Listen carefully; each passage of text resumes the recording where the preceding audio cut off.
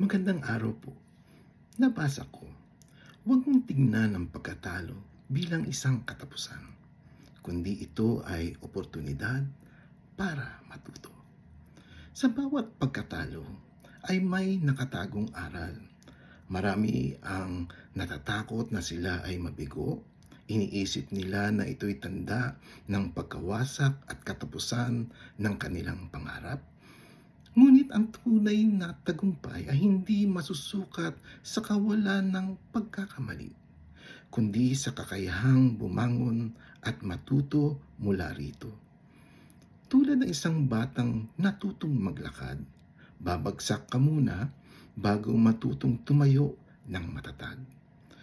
Ang mga kabiguan ay hindi wakas kundi simula ng bagong pagkakataon upang ikaw ay maging mas matibay, maging mas matalino, maging mas determinado.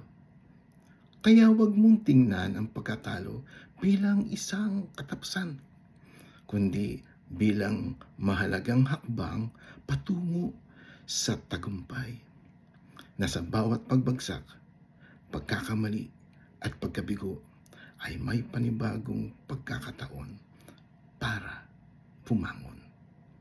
Maraming salamat po sa pagpakikinig. Huwag pong kalimutan na mag-follow, like, and subscribe. Magandang araw po.